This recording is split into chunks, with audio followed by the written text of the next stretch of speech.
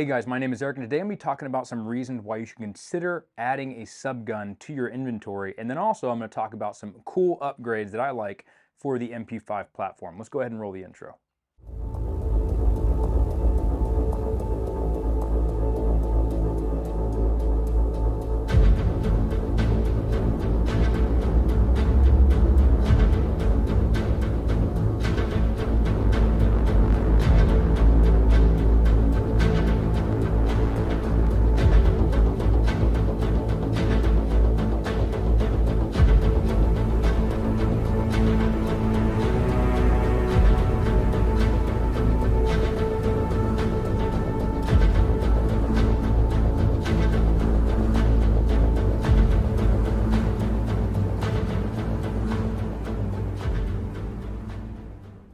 Hey guys, thanks again for checking out another HatchetCast episode, and today I'm going to be talking about some reasons why you should consider adding a subgun to your inventory. I think why there are some really good applications for it, why it's really important, and also I'll talk about some upgrades that I have for my MP5 type platform. Before we get started, make sure you hit the like and the subscribe button. And as always, a great way to help out the channel is to share this video with a friend, maybe someone who's thinking about getting into subguns, or if you see some stuff that you're like, man, that's really awesome, you should go check it out. Go send it to a friend or family member. It's a great way to organically help the channel out. Another great way to help out the channel is to go to the website and sign up for a class. You can also go on the website, and if you are looking at some videos and you're like, hey, what kind of part does Eric run? What type of optic is he using? What type of light? You can actually go on the Guns and Gadgets tab on the website and find the exact part list for what I'm running on different types of rifle builds that you may have seen in a previous video. I'm also going to be doing a subgun build list, so that way you can find all the parts for the subgun that I'm actually running right now. Also, we do have the Barrel and Hatchet 5.56 gas gun challenge. It's going to be in Holt, Florida at Element Training Center, and it's going to be a really good time. You can actually sign up for the match on Practice Score or develop a login on Practice Score. You can go through the website and sign up for it. It's going to be a really good time, and just for showing up, you will be entered into the raffle. So you don't even have to perform well. You will be rewarded for showing up to the match, and it'll be a really good time. It's 5.56 only, and a great way for you to get some training tips and learn about what you can add to your training regimen. Without further ado, I want to talk about why you should consider owning a subgun. So as far as subguns are concerned, these have not been a new thing. They have been around for a really long time, and in fact, subguns have been synonymous with more low-vis type operations, more special operations type mission sets, counterterrorism, hostage rescue. These are the roles that subguns have filled for a long period of time. One of the big reasons why subguns are so well loved within those communities is the fact that they have really light recoil. They're really small and compact, which makes it really nice for CQB, for vehicle ops, and also you don't have over penetration of the round through different types of structure. For a long time, run by a lot of elite units throughout the world, throughout history. We can actually look at, even in World War II, subguns were, you know, a primary issued weapon system for the Allies and for the Axis powers. You had the MP40, you had the Thompson machine gun, you had all of these different types of weapon systems that were literally used in combat roles. Now, what's really cool about a subgun platform, like I was talking about earlier, is the fact that it is so small. You know, one of the things that we have a lot of people talk about today is like getting a truck gun, and most of us will build like a AR-15, like a short AR-15, or a 300 Blackout, or something of that nature. And those are all great platforms, and I think they're great truck guns, but I want to be able to advocate for the pistol caliber subgun for a second. One of the things that a pistol caliber subgun is going to afford you outside of compact size is ammo availability. You know, 300 Blackout's getting a lot more popular. We have 5.56 is obviously really easy to find. However, 9mm is literally everywhere. You got to think about how many different places where you could find 9mm. So 9mm is just one of those things that's super common. It's really easy to find all over the place. And it's one of those things where it's also really small and compact as far as the round is concerned. Now, 9mm, as we know, doesn't have a lot of distance. You know, in fact, the military says, you know, effective range of 9mm is 50 yards.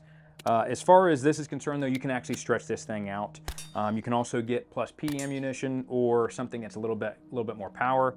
There's also other types of sud guns that are really good at running hollow points, and that can help you with a lack of velocity. Now, when it comes to a pistol caliber platform, the other thing that you have is if, say for example, you are using your pistol, which we all EDC a pistol, most of us almost all EDC a 9mm caliber pistol, you do have the ability where you have a lot more ammo capacity to be able to run between your pistol and your subgun. So now you have two platforms that are utilizing the same type of ammo. It's also one of those things where if your buddy is running, say for example, you're going out with friends and they're running out of ammo, you can help reload them off of your supply from the subgun. And these stick magazines are super low vis, low pro, and they actually will fit inside of a pistol mag pouch. So as far as the ability to run a lot of ammo and never really have a worry about finding it, this is definitely a big reason why subguns that are pistol caliber are so ideal. You know, one of the things is there's a ton of different options out there that ballistically are better, you got more FPS, but we also have to consider outside of just how quiet it is or how good the round is, availability is a big thing, you know, and we have to really consider that, especially if you're going to be an EDC type role, or maybe this is your go bag gun that you have to get you back home if you're traveling. And so if you're traveling away from home, you know, what is that system that can help get you back home so that way you can get to the other gun systems that you run that are going to be your actual go to war type of equipment. I mean, from a Guerilla's perspective, these things are super low pro, very low vis. You know, if there are shell casings that are found, most likely it'll be assumed, hey, this could have been just a regular shooting from a gang member or a gang shootout. You know, it's just pistol cartridges. So these are some things that are, I think, really ideal that get overlooked when it comes to the subgun platform. Now, one of the things that a lot of the subguns are going to be optimized for is suppression. You know, you do have 5.56 suppressors that are run really well. However, a lot of us know they're not always hearing safe. Most of them are not. You still have that round going supersonic. You're going to get that loud crack. Whereas with subgun, if you run 147 grain ammo, it's going to be subsonic. It's not going supersonic. So you get that almost Hollywood quiet type of shot. A lot of suppressors are a lot of subguns are optimized for suppressors, like the Zenith ZF5K actually has a tri-lug system or a threaded barrel, so that way you can literally direct thread the suppressor on. You can use a tri-lug adapter. A lot of other subguns are also running that type of thing. So even if you're running like a Flux Raider, you know, if threaded barrel on that Flux Raider, on that pistol slide, now you're able to run a suppressor on that Flux.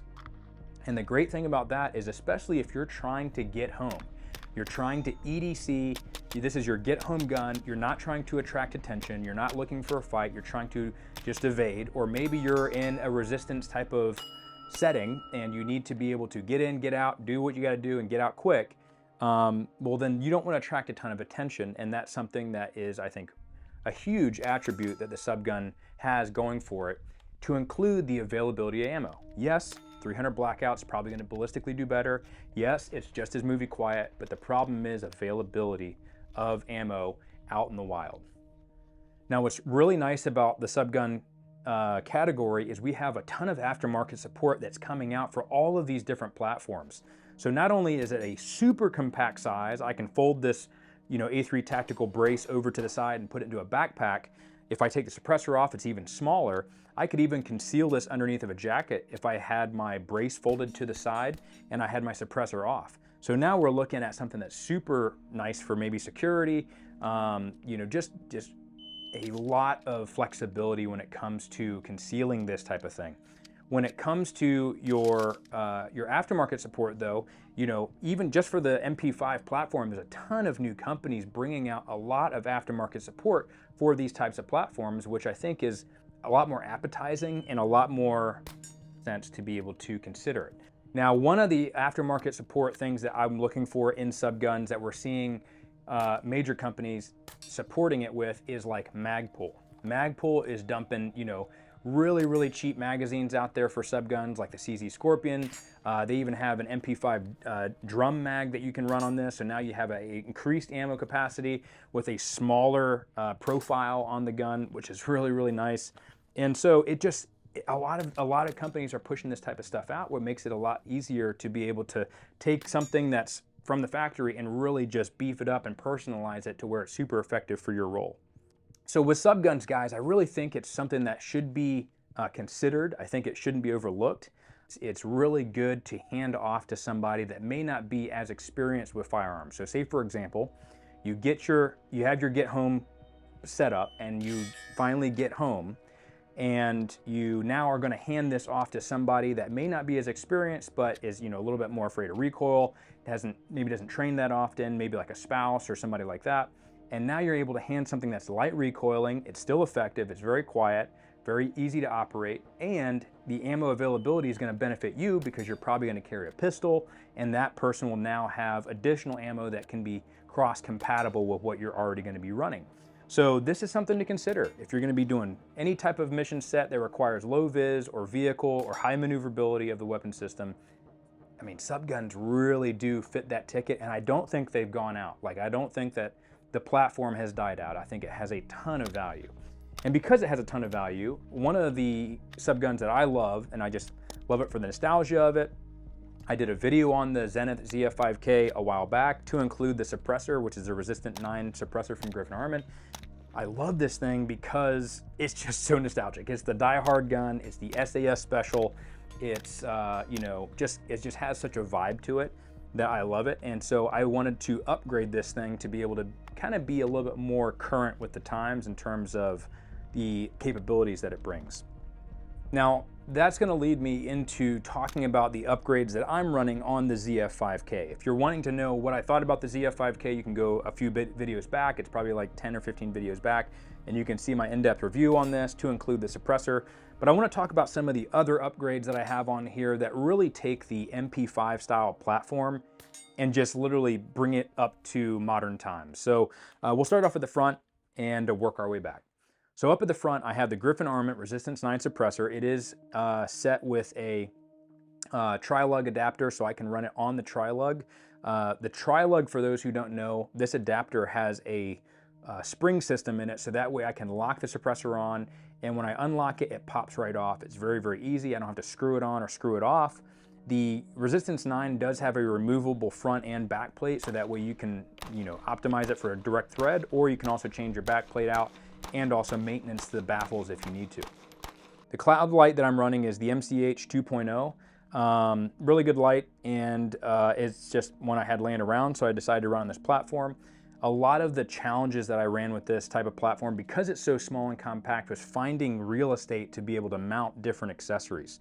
So getting that light away from my hand, so that way I had the ability to be able to still, manipulate the gun how I normally would if it was completely slick. I decided to use a Bobro light mount to be able to get that light a little bit more forward and also eliminate some of that suppressor shadow. Now, working back, this is an A3 Tactical foregrip. I like the vertical foregrip. It's really, really cool. The cool thing about A3 Tactical foregrips is you can actually swap the grips out for smaller ones or longer ones. It is an M-lock, and it's been awesome. I run it on multiple different guns. They're actually a Florida local company, and they are an amazing set of guys with really cool stuff. They're always pushing out new products, and I can't recommend them enough. I do love the knurling texture on there. It just has a really cool vibe to it. Now, as far as what the grip is on, is actually something that's really, really special. The UTG Pro was sent to me, and it's a monolithic UTG Pro MP5K rail system. What's really neat about this is how easy it was to install and how exact it was to be able to get it on this thing. For some reason, I was just like, man, I'm pretty sure I'm gonna have to mill some things out, might be a little bit of spec. Everything on this was so easy to install, and it was actually really fun. But what it did is it allowed me to have a monolithic rail system on the top to be able to run optics, lasers, whatever. And I actually have my light bar mount actually mounted to this rail system as well. It is M-lock, and there's also enough clearance for the charging handle to be able to be locked back and stowed in the upward position. That was something I was like, I wonder how that's gonna work, because, is it gonna leave enough clearance for the charging handle? And it totally does. What is really, really nice about this is it's super lightweight. It's actually really inexpensive. It's not very expensive. And it just really adds a lot more robust capability to the platform. One of the most difficult things with MP5 systems outside of using like a claw mount is figuring out a way to mount optics. It is an older system. There are some places that like weld Picatinny rail on top of the receiver. You know, Zenith is now pushing out claw mounts with most of their systems. But if you get one, it's just kind of hard to mount. But this thing, man, they really nailed it. And they have it for all different types of MP5 sizes and lengths. So go check them out. Now on top of the rail, I am running an American Defense Manufacturing riser to be able to get this EOTech a little bit higher up, because I do like to aim passively with this. I do like to shoot night vision with the Subgun. It's just awesome. And this mount also allows me to elevate the optic, but it's long enough where I could also add in a Magpul sling mount. Now, like I said, this thing doesn't have a lot of real estate, and I'm left-handed, I'm a southpaw. So I had to figure out, man, how am I gonna put this, where am I gonna mount the sling? I don't wanna mount it on the sight, it's just gonna get in the way. So this actually ended up working out really nice, and I just mounted it to the riser, and it's locked in there, and I've had no issues with it. It runs flawlessly. Now, something that's really special that literally takes this thing, and if I could recommend any upgrade to you, I would recommend what I'm about to tell you next. This elevates this platform into the 21st century. If you've ever shot MP5s or you have an MP5, one of the worst things on an MP5 is the safety control lever. It's just super fat, stiff, and just wonky. And also the trigger. It is terrible. It's a stamped trigger. It's got a really heavy old school pull to it. A very hard reset. It's a good reset, but it's a deliberate reset that's very, very just old feeling. And that was the one thing I absolutely hated about the MP5, outside of, you know, trying to figure out how to reload it in this tiny little mag well with these stick mags. And so there is a company called Lee Sporting that sent me a lower trigger group that I was actually already in the market. I was shopping for it because I had seen their lower trigger group, and I was like, that is amazing. And what makes this lower trigger group so amazing is it allows you to run AR safeties and AR controls and AR grips. So now I don't have this long swept back potato looking grip with the Zenith, you know, that comes, and even Magpul makes one, but it's still one modular system. I can replace my pistol grips with regular AR type grips, and it also has the ability to run an AR safety selector. So before, I used to just have really heavy, you know, trigger discipline and just leave the safety off because the trigger pull is heavy anyways. But now I can manipulate the safety just like an AR-15, and the trigger is a Geisley flat-face two-stage trigger that they actually sent with their trigger control group. So this thing has been a freaking game changer, dude. You know, the rail actually was recommended to me by a buddy of mine, Payne Durham. He was on a Rate My Build episode. He's number 87 on the Tampa Bay Buccaneers. And the Lee Sporting trigger group I have recommended to tons of other people, to include like Ben from Wiseman Company. And he was like, bro, this thing changes the game. It makes the MP5 great again. And so it is a heavier price point, but you do get a Geisley trigger with it. And I'm telling you, if you could upgrade anything on the gun, before I even bought an optic, if you just got an MP5 type platform, completely bare bones, I'd be like, get that Lee Sporting trigger group. It is incredible. Super easy to put in. I literally just punched out 2 pins and put it in there. Really, really nice, and it runs like a flippin' racehorse. Now on the back of this, I do have the A3 Tactical Picatinny adapter, so it can accept an A3 Tactical side folding brace with a cheek riser. Really, really nice. I actually have 550 cord on this to be able to mount the sling. Really, really comfortable, and A3 Tactical did send this to me, and it's been awesome.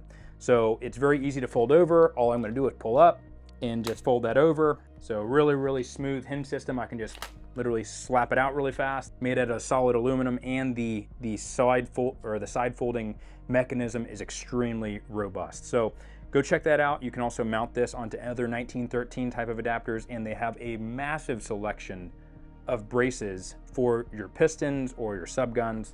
So go check out A3 Tactical. One thing I will say with the Subgun is it does take a lot of extra training, especially with an MP5 style platform. If you're running like a Flux Raider or something of that nature where it's a pistol chassis, it's a little bit easier because obviously your reloads are just going to be very similar to a pistol. But when it comes to something completely different like this, it does take a lot more reps. The reloads on an MP5 do take a lot of time and a lot of repetitions to be able to get smooth at it, and it does take a little bit longer to get back up and running.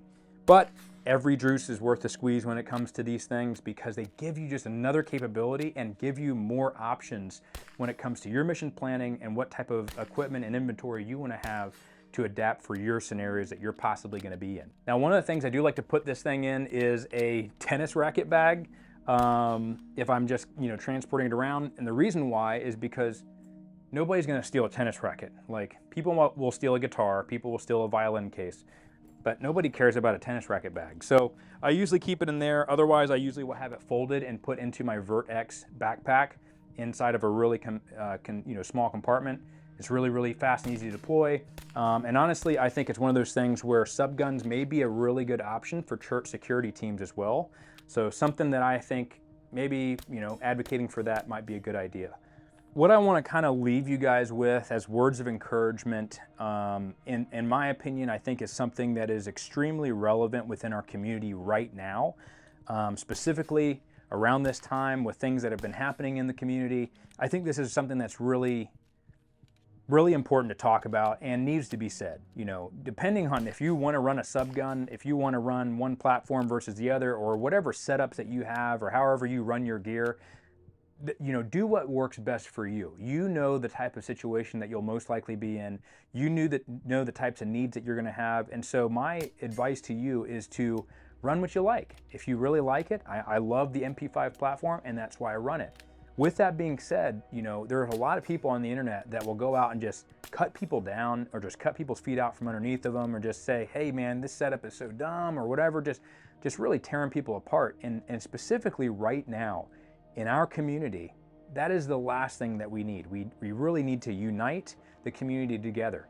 We always talk about going against the establishment that is trying to censor your speech or control what you're doing, but we still have that same type of mentality within our own Second Amendment community. We have people that are like, that's the dumbest thing, or try to shame people into silence or shame people into doing something different. And I think there's a difference between understanding, like, okay, hey, there's a better way to do something, and also just being, really unkind. And so my passage I want to lead you guys with, that I think was a really good reminder for myself, especially because ego is something I battle all the time. I battle pride. That's one of my weaknesses. And so in Philippians chapter 2, Paul is actually writing a letter to the church in Philippi, and he specifically is going to be talking about humility. So if there is any encouragement in Christ, any comfort from love, any participation in the Spirit, any affection and sympathy, complete my joy by being of the same mind, having the same love, being in full accord and of one mind. Do nothing from selfish ambition or conceit, but in humility count others more significant than yourself. Let each of you look not only to his own interests, but also to the interests of others. What a powerful statement. Paul is saying, don't be so consumed about yourself, which is natural, by the way. We naturally want to be self-consumed. We naturally want to make ourselves the center of attention. I know that I naturally want to be like, hey, look, this is what I'm doing, and I want everyone to look at me, and I'm always right. And Paul is saying, look at other people as more important than yourself. Look at other people as more significant. And how can you serve others? And it says, have this mind among yourselves, which is yours in Christ Jesus. Now, one thing I will say to that, Paul is not saying to talk badly about yourself. He's not saying to be unkind to yourself, or to call yourself derogatory things, or tell yourself lies from the devil saying how terrible you are. No, he's just saying, put your ego in check. Always look for ways to be a servant versus looking for others to serve you. Who, though he was in the form of God, did not count equality with God a thing to be grasped, but Jesus emptied himself by taking the form of a servant, being born in the likeness of men, and being found in human form. He humbled himself by becoming obedient to the point of death, even death on a cross, which is one of the most painful ways to die at the time. Obviously, it still is. If someone was crucified today, it'd be pretty miserable. But it's one of those things where he was the creator of the universe. He was the God of all things. He was a creator of man. But yet he humbled himself to become a man, to live like a man, and not to live in splendor or glory, but to live like a man and to serve others who were humans, to serve them. The God of the universe serving other people. Like, what? What an example. An example to be able to model after. You know, we talk about role models in the community and people to look up to. And man, if you want someone to look up to, holy smokes, dude, like Jesus is the one that is the model head, the figure. I mean, how often do we say, you know, man, I wish there was a political leader that was in office that had some humility, or I wish there was, you know, people in these organizations that had a little bit of humility that are looking to serve their employees. And every time we see that type of service, where you see a president or a manager or a CEO going and serving his employees, it goes viral. Everybody loves that. You know why? Because that is a godlike characteristic that we all cherish. We all look for that type of person. And Jesus was that person because he was God who came in the flesh to serve others and is the perfect example and the role model that we should all follow. Therefore, God has highly exalted him and bestowed on him the name that is above every name. Amen. So that at the name of Jesus, every knee should bow in heaven and on earth and under the earth, and every tongue confess that Jesus Christ is Lord, to the glory of God the Father. This, you know, seeing a leader who is a humble leader, who serves the people, who serves those who are underneath him. Everybody wants to serve a leader like that. It's easy to serve a leader like that. It's easy to rally behind someone like that. But when we look at perfection, God and Jesus and as a man coming down and serving others, that is the role model to live by. He is perfection and he is so easy to serve. Why?